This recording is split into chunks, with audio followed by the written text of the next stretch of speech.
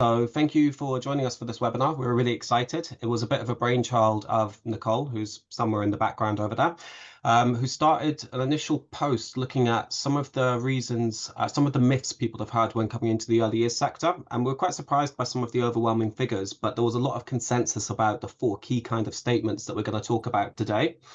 My name's Connor Bathgate. I'm the degree manager. So I've worked in the early years as well. I started as an apprentice back in 2009, worked through various roles from management to quality, etc.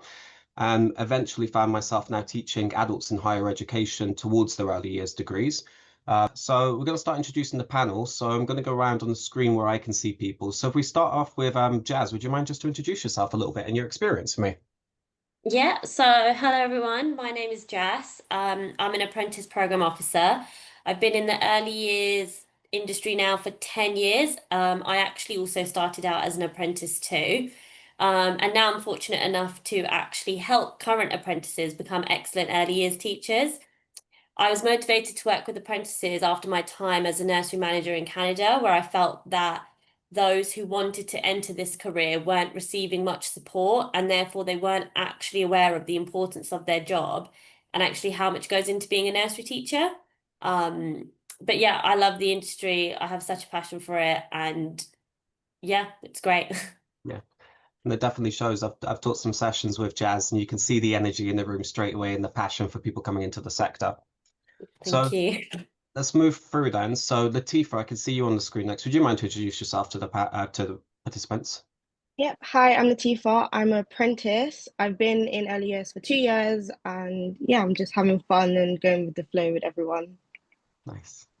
Thank you. And then we've got next Tony. Hi there, guys. My name's Tony Judd. I have been with LEYF since the April of 2021. I joined during lockdown.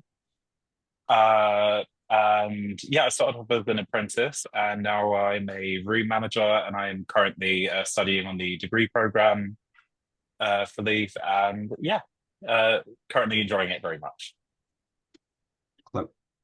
Okay, and then we've got Leah. I'm Leah. I've been in early years for about 3.5 years now. I'm working at Gumboots. I started at Gumboots, was working there for about a year, and then joined the apprenticeship. Qualified last year, and I'm currently kind of working up to become a room manager. So yeah. Okay, thank you. And finally, last but not least, we've got Gemma. I'm Gemma Mans. I'm the head of parent services at LEYF. I've been at LEYF now for 11.5 years, I think. I worked pretty closely with Connor when I first joined, actually. As I started at LEYF as a nursery manager. My background, I've got a degree in early years, well, a degree in teaching, specialising in early years. And I've been working in the sector now for a lot of years. So I think it's 25 years almost. So yes, so thank you very much for having me. A huge thank you to everyone for joining, and Gemma in particular has some last minute tickets to Guns N' Roses, so she's very kindly paused on her journey to be able to go and see the concert today to take part in our webinar. Okay, so now we're all introduced, I suppose we should get into it. So we're going to go through some of the statements that we were provided from our initial poll, and it'll be really good to hear everyone's experiences on the panel, what they think about it. So we're going to start with the first one. So this was one of the most populars, and this is what we've all been told probably at some point or another in our career, is that we're just babysitters who play all day. And my personal response straight away is, well, yes, but heart surgeons just play operation all day as well if you use the same logic. So it'll be interesting to capture some thoughts. I don't know if anyone wants to put themselves forward straight away, and then we can have a bit of a discussion. What do you guys think about this? I don't mind starting. Sure. We all know in the sector there's a lot more than just babysitting. That we do is carefully planned. Learning, communication, physical, emotional. We all observe, we assess, and scaffold the children's learning. We're very much educators, hence why at LEYF we use the term teachers at times. So yes, we're definitely undervalued. Yeah. By some. I think that's a really good point, actually, is there's a lot of curriculum development, right, which you're highlighting that maybe people don't notice straight away until they're in the sector, or perhaps maybe they've had a child who's gone through it where you realize there's a huge amount behind it in terms of that developmental stuff. Latifa, if you don't mind if I ask you as well, because I know that you're quite early in your experience as an apprentice. Well, what do you think of the statement? Um, I can see how people will think that all we do is play with the children, because when they do come in, we are playing with the children. But Mm, once you get into like the earlier sector and you see it's more than just play, you're helping with their fine motor skills, their gross motor skills, helping them how to walk, how to like talk, feed themselves. So there's a lot more that goes in, mm, than just playing. But I understand if you're outsider looking in, it does look like we're just playing, but it's a lot more than just playing. And once you understand that, and then once we like talk you through the child's like learning and development stage, you then can follow with us that we're mm. doing much more, as Yeah. Gemma said, than just playing. I think it's a good point because it's speaking to almost like the devaluing of the word play, right? Because it's almost seen as a dirty word of play. It's just play, whereas you're right. It's developmentally appropriate. It's beneficial. So yeah, we are playing, but there's a reason that we're playing, right? Jazz, how about you? What's your experience with this, Yeah, I especially think teaching? to draw on a little bit of what Latifa said too, we understand from theorists actually that playing is what funds children's development, and actually that's their main component for them to learn and develop in this world, and that's how they become individuals later on in life who do amazing things.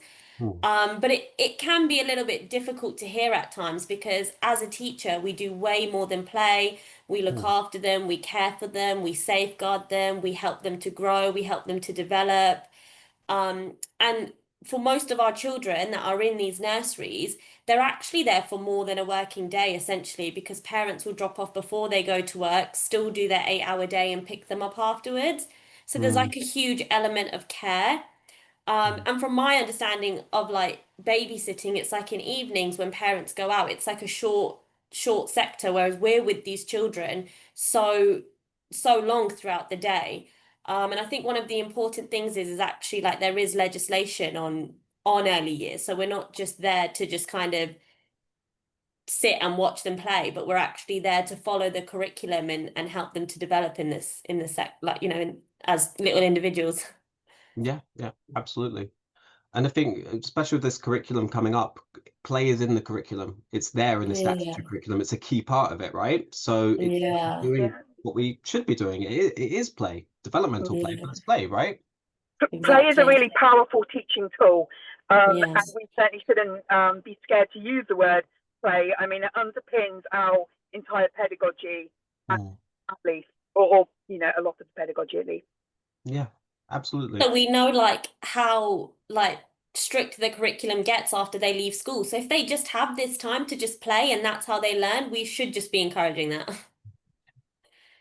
If I come over to Leah, what do you think about this term? What's been your experience of the statement that we're just babysitters, we just play? I'd say it's quite frustrating because obviously anyone that works in the sector knows that we don't just babysit. We definitely do a lot more. A typical day might involve us toilet training, identifying and observing children and doing observations. And there's a possibility that they might have some sort of delay in their development, and then we have to escalate that to see if it's something more. Mm, They go through different behavioral issues and they might have a very emotional day. And so essentially, we are doing so much more. I think as teachers, we wear lots of different hats. So babysitting is quite a frustrating term to use.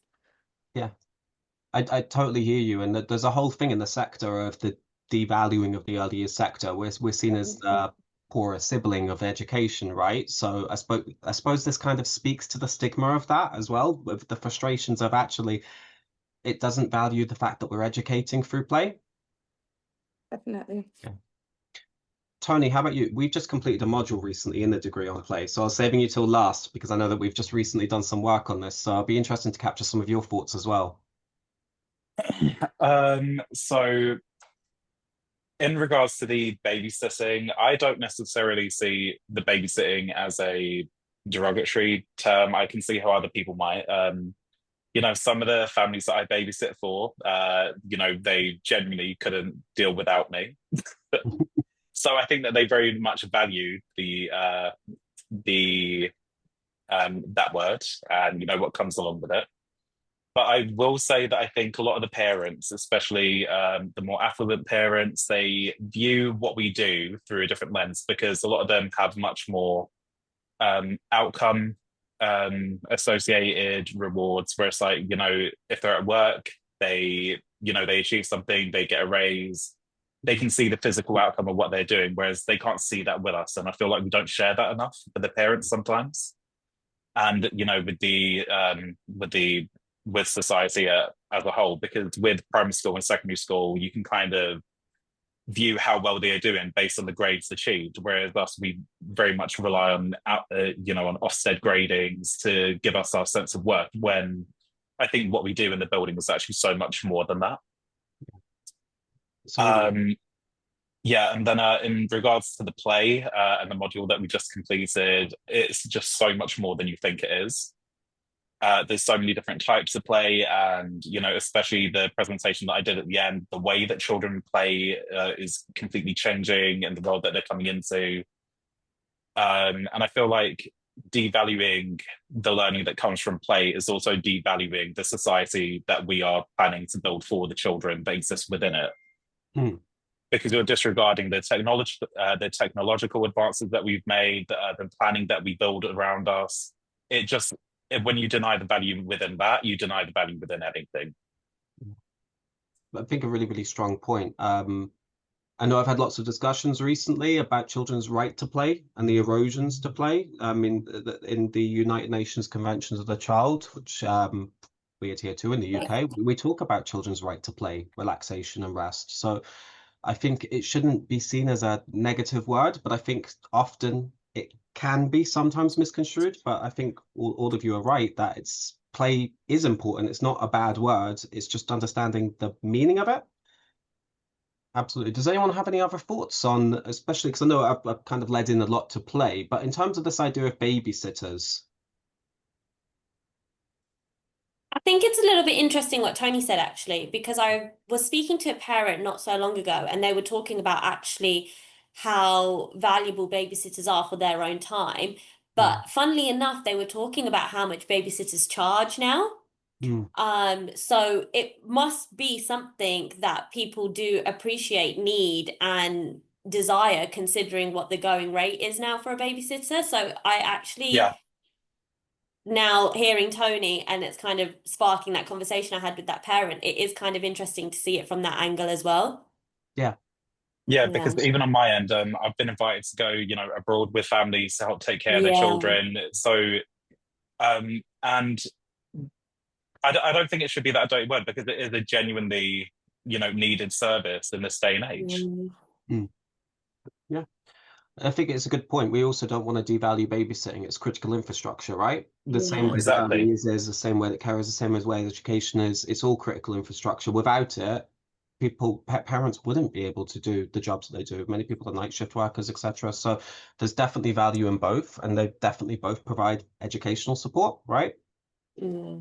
Okay, perfect. So I'm mindful of time. I just wanted to mention as well, I noticed Nicole's put in the chat, if anyone does have any questions, feel free to add to the Q&A. Nicole and Amina are going to be looking through that, and then we'll get to some extra questions at the end. So please feel free to contribute as you go through. But I wanted to have a look at the next point. So the next point is working in a nursery is easy. And yeah, I challenge anyone to work in a classroom with 15 tiny humans who have the same emotional range of Shakespeare characters. I'll be very curious to what all of your experiences are working in early years, and maybe if you agree it's easy, or whether maybe you've had a very different experience. So let's start with Leah this time. What was your experience? What do you think of the statement? Is it easy? I disagree. I don't think it's easy. I'd say, not to put anyone off from working early years, but there's days you go home like emotionally and physically exhausted. But I would say, even though you feel that way, it's very rewarding to see how the children are growing and developing, and that you can actually make such a great impact on those children's lives. I often get parents coming in the morning saying that their children were talking about us at home, or they were so excited about what activities they were doing and what they learned that day. So to say it's easy, it's definitely not easy, because like I said, connecting to the last statement, we wear a lot of different hats. So we're not just teachers, we're caregivers, we help with admin things, we're like therapists, some days we're nurses if a child's feeling unwell. So there's a lot of different things we do. So to say it's easy, no, it's not easy. No. And Gemma, what's been your experience? Because I suppose you have quite a different lens as well, because you're communicating with parents on a daily basis as they're starting. So what's your experience of that when we think about is a nursery easy? Is working in a nursery easy? One of my things, so when I did work in the rooms in the nursery, it was exhausting, but it was also almost that mental exhaustion, because you can't switch off for a second. You're always observing, to minimize risks of injury or children biting or something like that. So you always have to be aware of your surroundings. And I just remember that being quite exhausting with it. You need resilience. You need to be emotional intelligent, because a lot of the times you're speaking to families and they may open up to you as well about things pretty sensitive to them. So you need to be professional at times as well, but also be just emotionally intelligent with that. And I think if people from the outside think it's easy, I think actually that might be a credit to how skilled some people are that work in the nurseries. Find that we're making it look easy, when in reality we know it's really not. So managing safeguarding behaviour, curriculum, it's tiring, and it certainly isn't easy, but it's motivating. It requires a passion from people. Not everybody can do this job by a long stretch. So it's you need that inbuilt passion. Certainly. I love that statement, actually, thinking about we're making it look easy and it's a credit, because I've never really viewed it through that lens, but that's definitely a really positive outlook of actually maybe the resilience and the strength of the sector and the people who work for the children, with the children. How about you, Jazz? What do you think? I actually think what Gemma said there was actually really nice. That actually maybe it is just a credit to us because we make it look easy. But I think it's just getting like, again, not to put anyone off because it's such a lovely like job and career to be in.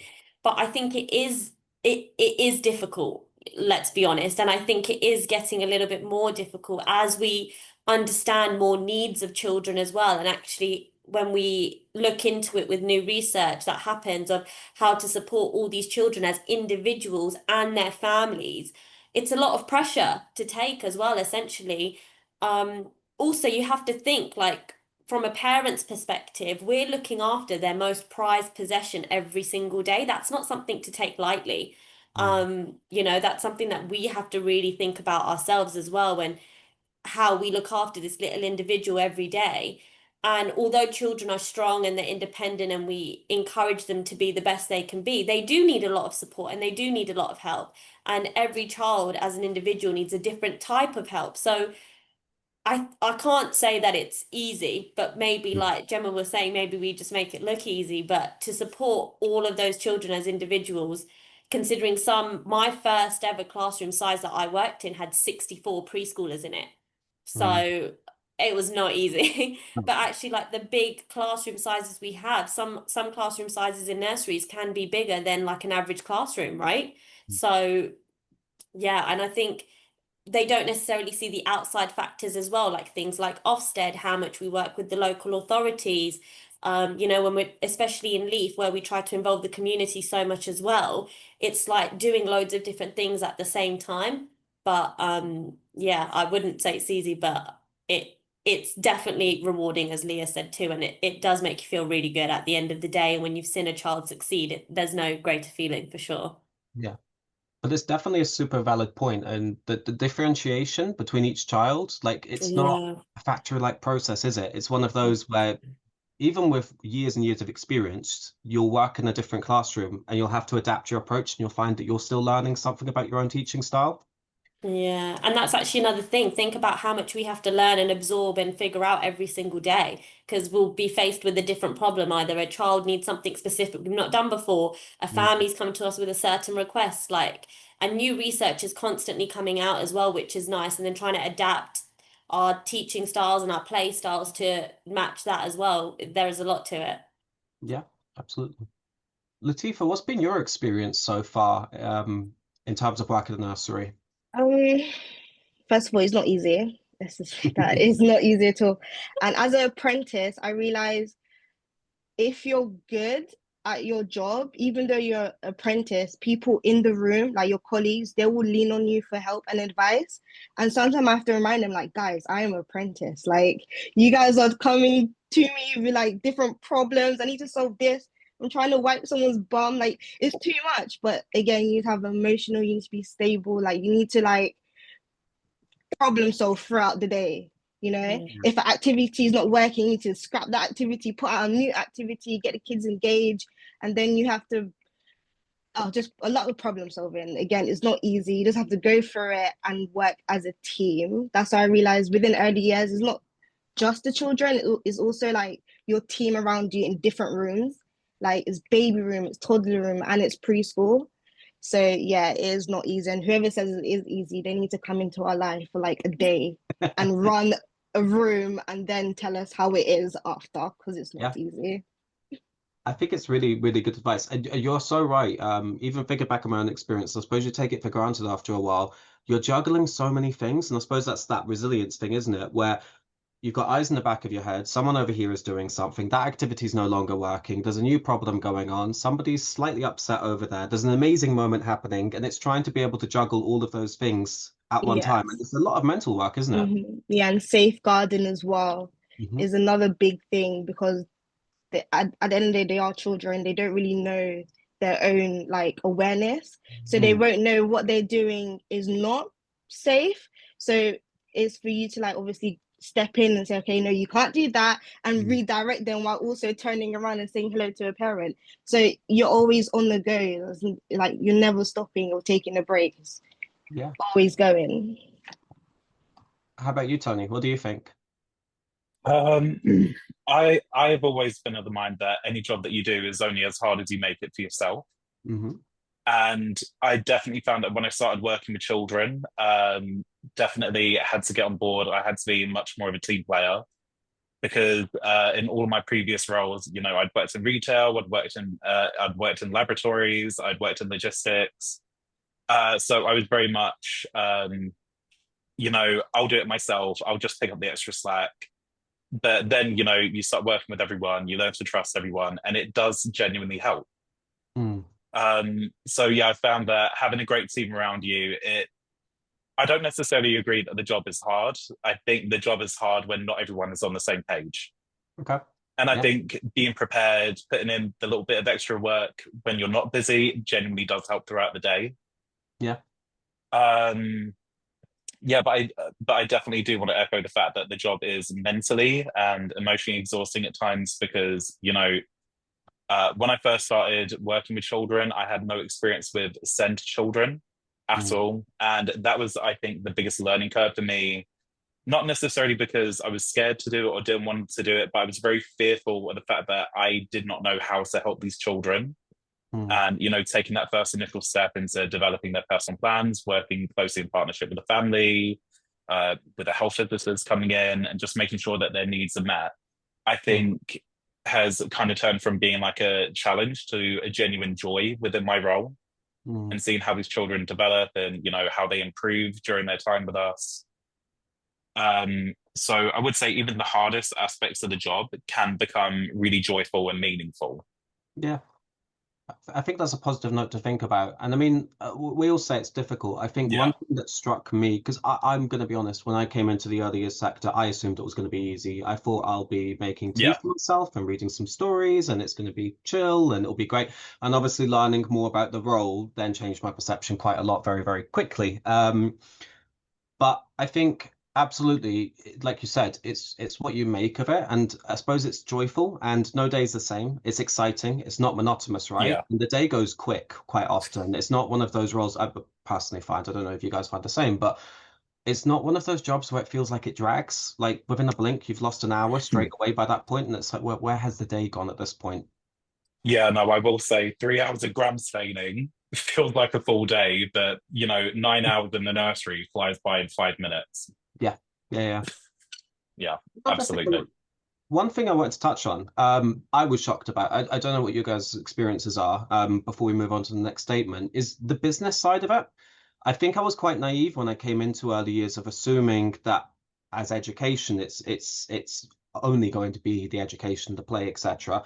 And one thing that I found is actually early years is a business as a sector. And that I suppose involves different aspects as well. So you might have had experiences with managers and seeing different roles of like how we have to lead. What's been your experience of that when we think about it being an easy job? Being a nursery manager is not an easy job. I think because not only are you there to care for the children, then you're there to care for the parents, and then you're there to care for your staff. And Mm, as we've been talking about how I think nearly everyone's mentioned that being in nursery is mentally difficult as well, to handle staff's mental health can be difficult too. mm, And you're not always, everyone's mental health is different, isn't it? So even if someone's struggling and someone else is struggling, it's two completely different struggles. So now you need to know all of your children as individuals, but now hmm you also need to know all your staff as individuals. And then also you get the pressure from, say, like above to, succeed and do well in Ofsted. And then be the best for your families and put on external events and mm, join the community. And I think there's lots to do as a manager as well, but also trying to adhere to your staff and make them happy, but make your people above happy and make your children happy, your parents happy. It's a lot of people on you all at once. yeah, So I think that can be difficult. And I think just in this job in general, it's hard to have a bad day. Like I think if you're in an office, sometimes maybe you can seclude yourself a little bit if you are having an off day, but as a nursery teacher and a nursery manager, you can't really. yeah. I always Yeah. used to call it the off stage, on stage moment of you take a moment to go, and then you put your Yeah. standard back on, and we go back because we do it for the children, Yeah. for the families, don't we? Exactly. And there's so much face time with so many different people that you don't want to show Mm. that either, right? So Yeah.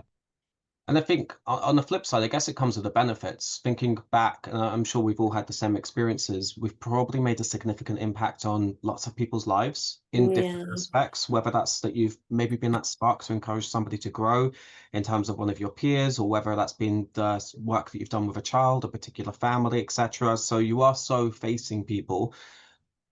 The benefit is you're making a massive impact, and Mm. there's so many stories I'm sure each of us have about the impact you've made, but equally that also comes with it being challenging, right? Mm. Gemma, I saw you come off mute for a minute. I don't know if you wanted to also comment on the business side of things. Yeah, I think I come from a bit of a different angle working in central office, but from the business side. So I've been part of the fee review. It's that thing of we're there for the children, and LEYF's so wonderful being a social enterprise, and any surplus money goes straight back into the nursery rather than in somebody's pocket, which is fantastic, which means we can offer more funded places and we can open high quality nurseries in more deprived areas. But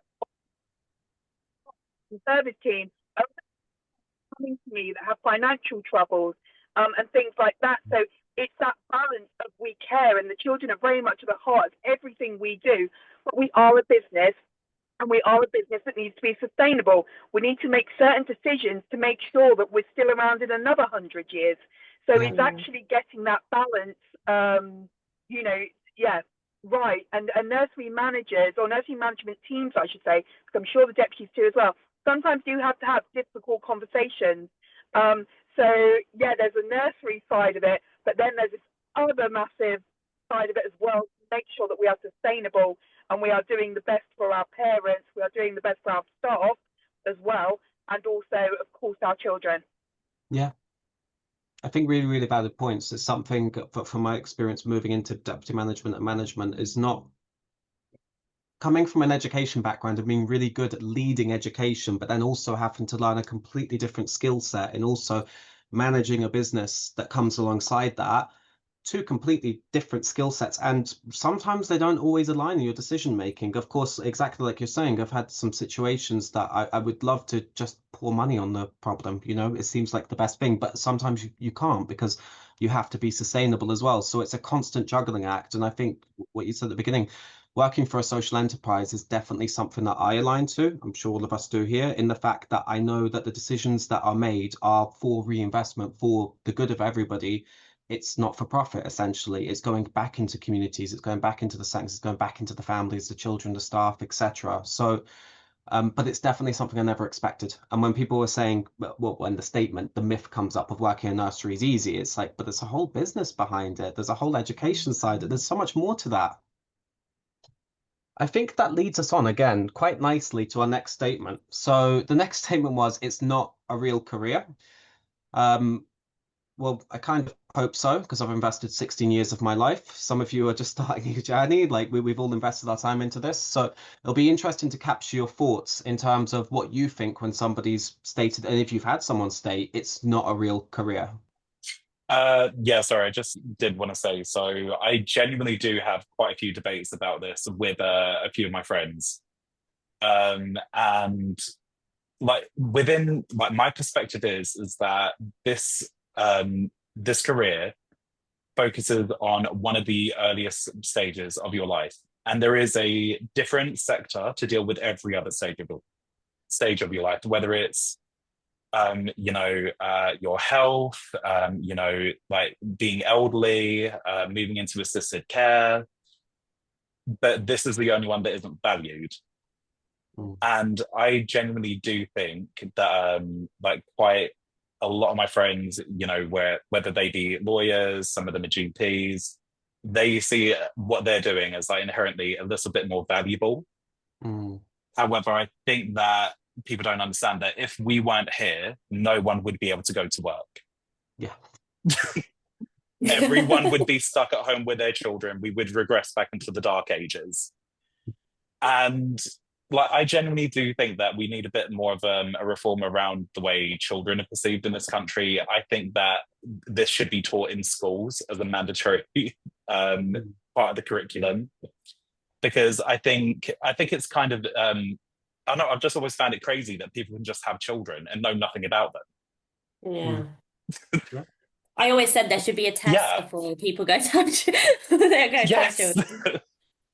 And like that was one of the big things that drew me into it, because even me and my ex-partner, we was together for 7 years, we were speaking about having children, and what kind of drew me into it is that I wanted to be a good parent. So I thought, why not practice on other people's children first to see if I'm any good at it? I'm not sure that's advice, but it's advice. Yeah, surprised I was good at it, but it's kind of told me that I don't want to have them for at least another 10 years. But I would say that there is definitely a career in this. I just think that we need a bit more, not even that we need a bit more variety. I feel like maybe we just need to be a bit better at like sharing the variety of roles that you can go into. Yeah. To go on your point about it being valued, I think Connor, you maybe I'll start me up.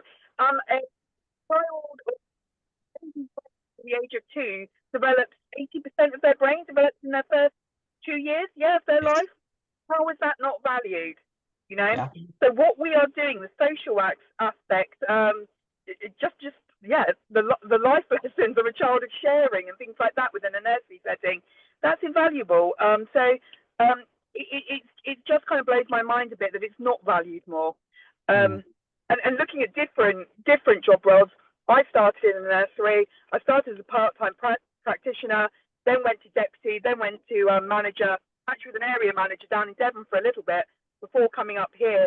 And then at LEYF now, I'm now part, head of parent services, part of the onboarding. So you don't know which way and I'm going to call it a career because it very much is so. You don't know where your career is going to go, and there is lots of different options. I see a lot of people at central office that started out at nursery and then have gone on a different path, whether that's a financial path or into HR or still working closely with the children with SEN. So there's definitely different directions where we can all go. Yeah, absolutely. And that's a really key point, actually. A huge amount of a child's initial brain development will happen in the earliest stage. We're setting up neural pathways that are going to sustain children, and it will have a lasting effect through research that we've seen up until 20 and beyond, essentially. So how could it not be a career where you work in an environment where you're setting up a significant amount of a child's future just through your daily interactions with them? Absolutely. That's what I was going to touch on. So I don't understand how it's not seen as a career when there is now so much research that shows that the first 5 years of a child's life is so crucial and it leads to the highest success rates. So it's like knowing how important the first 5 years are and knowing how much nursery impacts them, not even just now, but later on. Like recently they've showed it encourages them that children who attend nursery tend to get better GCSEs. There tends to be less drug crime when they're older, less involvement in things like that. So I don't understand how it's still not seen as a career and the importance of what we're doing. And then even more important, considering we are a social enterprise and actually where we do have 75% of our nurseries in areas where children would never go to nursery, and just the success of that alone, it's ridiculous that when people don't see it as a career. But I think the change does need to come from higher, and I think we do need more recognition for what we do. But and this research is only going to help that, but it just needs to keep continuing so people, it's like embedded in people's mind of actually how important we are and what we do. And that leads to future doctors, lawyers, solicitors, even future teachers again. So it's like, because then in order to become them, they need to do good in school, and in order to do good in school, they need to learn these skills from early on. So it's like how it's not seen as a career and how it's not seen as like significantly important is kind of shocking sometimes.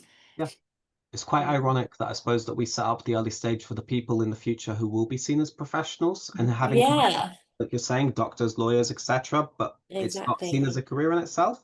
Yeah, and we're essentially looking after like little people who do need so much help and support. And it's like, how is that not seen as such an important role to help those who don't have such a big voice yet or don't have all of their skill set to do everything independently yet? Like, it's just, it baffles me. Cool.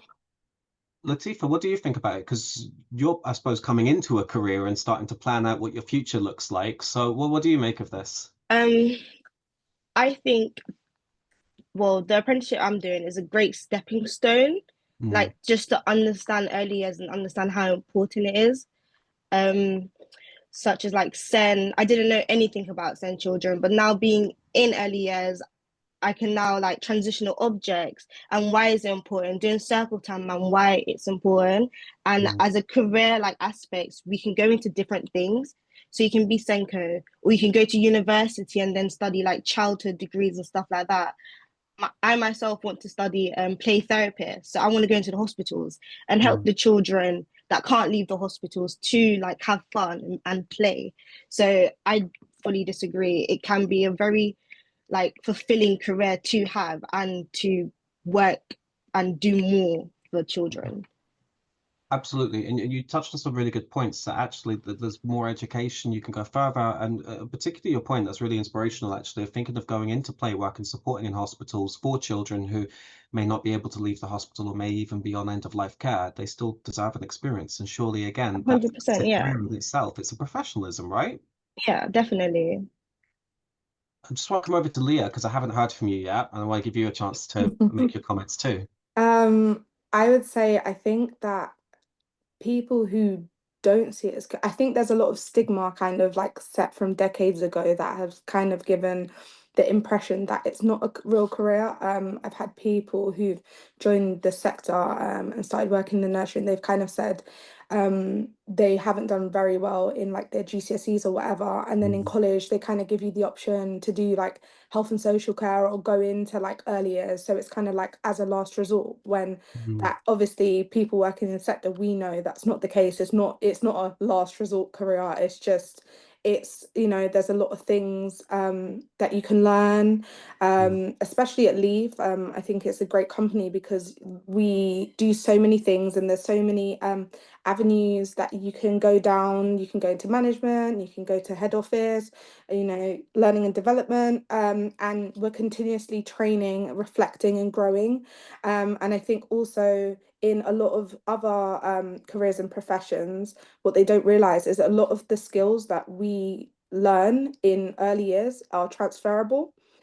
So, you know, communication, planning, leadership skills. I feel like they think, like we said in the first statement, we just play all day. And we definitely don't.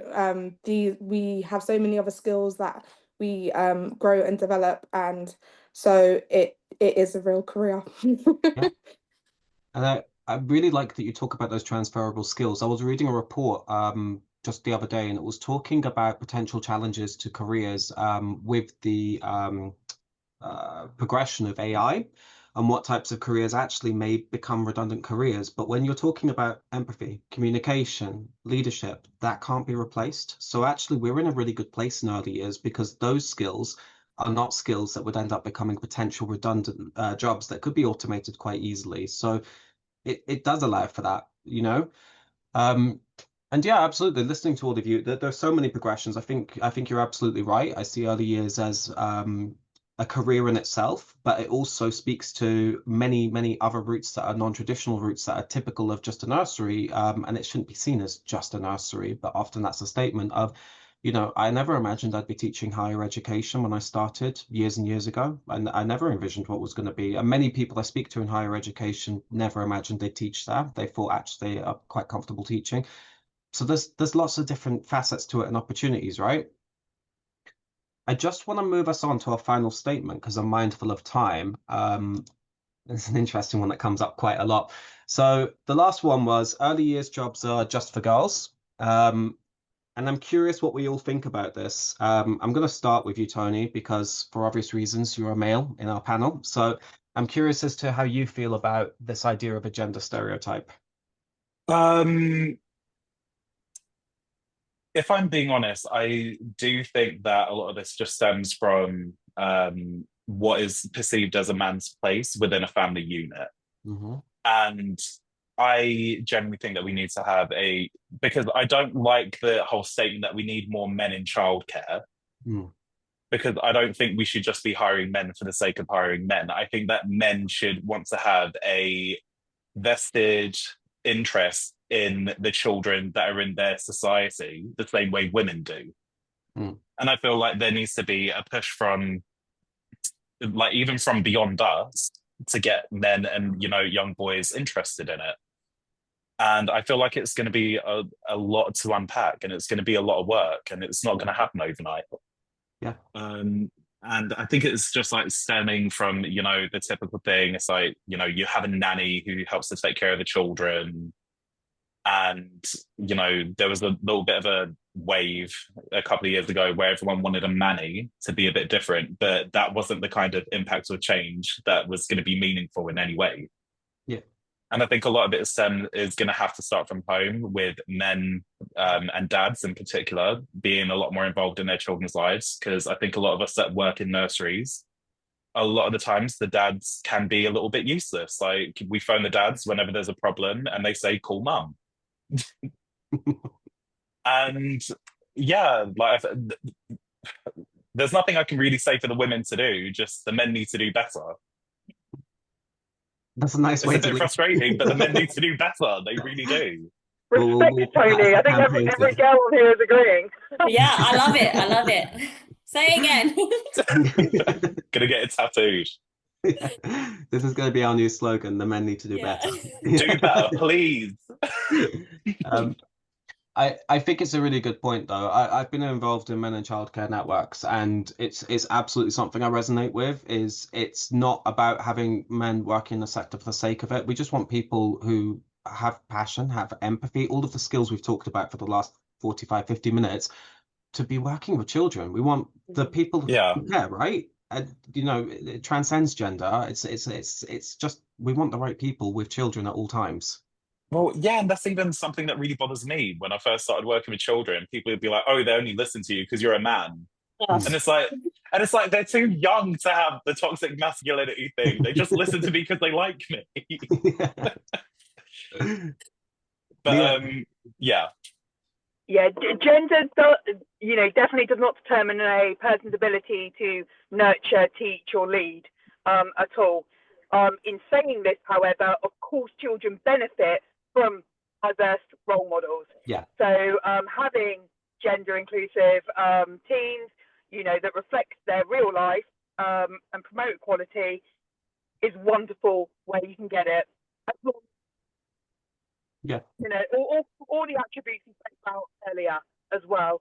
Men will bring a unique perspective and skills that will enrich the early years environment, as will women.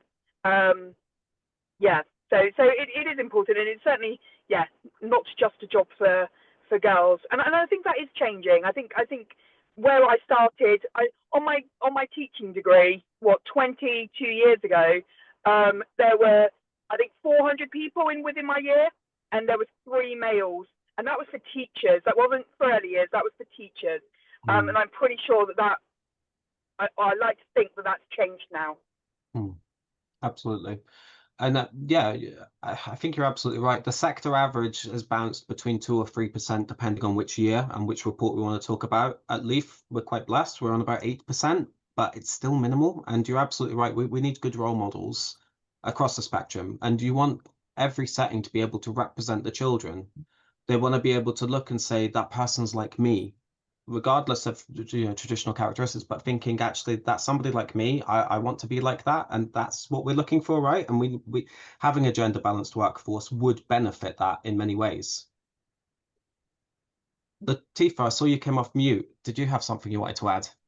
Yeah, I don't know who said it about just starting from an early age, like just allowing, like, say if a boy does want to be an early years like teacher, not making him feel shame for wanting to do that, just being accepted. Okay, if you want to do early years, like in college, here's the route here, like, just give him the resources instead of putting them down. Oh, yo, boy, you can't do that.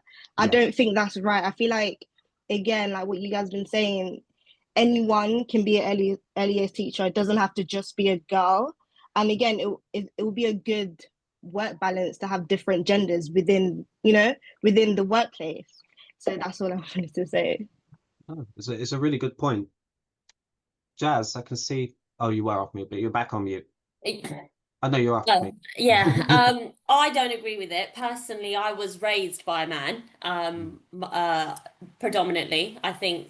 So men can do everything women can do too. So I agree with Tony. Men just need to do better though.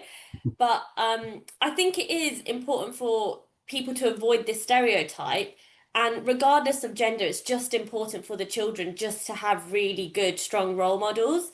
And men are just as suited for the job as women. There's no like difference in it. But I think it also goes back to whole early years not being seen as a real career sometimes. And it's just probably a little bit more stereotypical that men want a career like to be the man or what have you.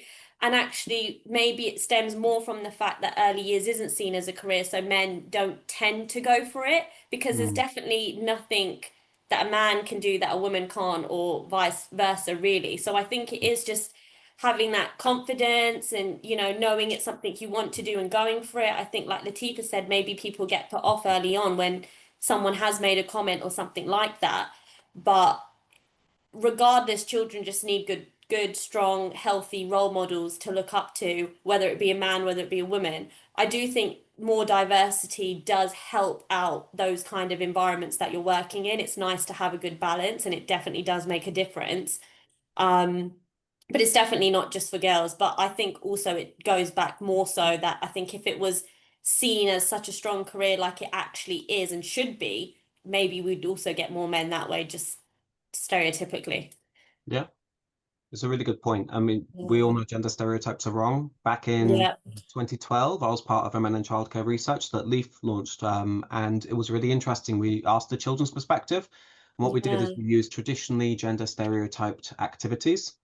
And it was interesting that the children chose the best person to do it, which often wasn't the Yeah. person who was falling for the stereotype. So it was like football games, for example, wasn't always a man who ended up being the children's preference because they probably weren't very good at football in the first place and had no interest in it. So having this gender balanced workforce will hopefully get rid of some of these stereotypes and the Yeah. toxicness that comes with it, essentially, right? And I think you're right with what you said there. Children gravitate towards a person's passion. Hmm. So, if you bring your passion into early years, you can automatically tell that the children just love that much more, even if they don't even have an interest in it because you're passionate for it. So they don't even notice that, if someone's playing football, they'll just gravitate towards the person who's with the football more so, as opposed to thinking, Yeah. oh, it should be a man. So, Yeah. yeah. Leah, I can see you've been waiting patiently. We're running out of time, but I just want to give you a chance to make any comments that you were waiting Um, for. yeah, I just think it's quite there's this outdated like kind of gender roles thing that I think we're in the 21st century. We need to kind of get a grip and get with it. Because I think obviously the assumption like back in the day that the men would go to war and the women would stay at home and look after the children. And I mean, there's things have changed so much over the years. So that it's not just a job for girls. And I feel like you can learn so much from, we have men at my nursery and we learn so many different things from them. They bring different things to the team, to the children, different perspectives. So it's very valuable and I think it'd be great to see more men in childcare. So, Yeah, yeah. really nice points. So we've got two taglines now. Men need to do better and we need to Yeah. get a grip, right? And that will Yeah. solve it. Love Okay. them both. Yeah.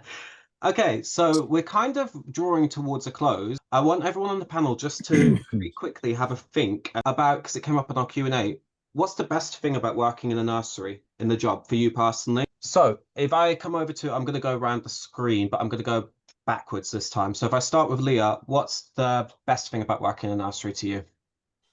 I'd say it's probably like seeing a child develop from the baby room all the way to preschool and leaving for school.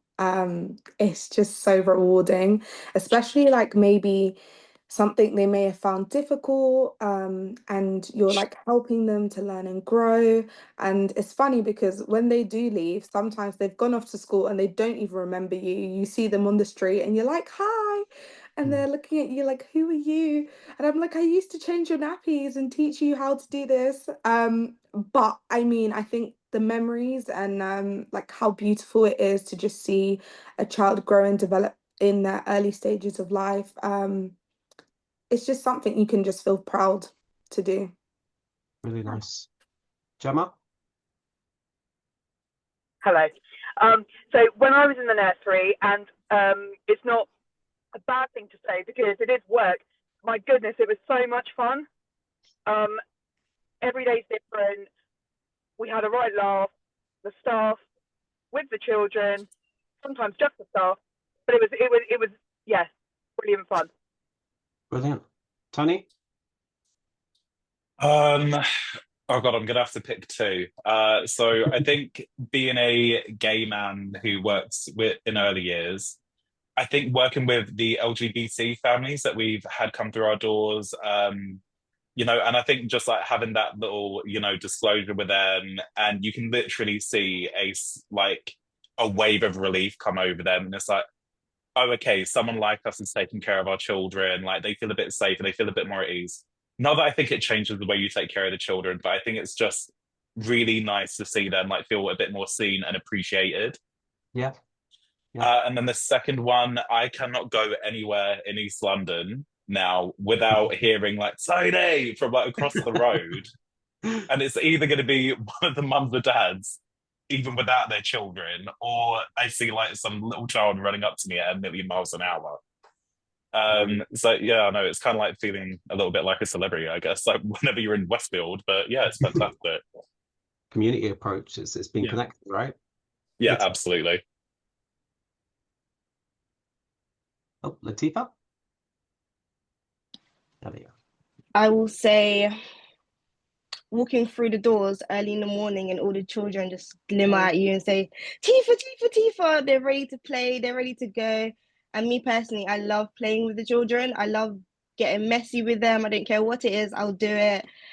I love like hearing their ideas of what we should add or what we should do.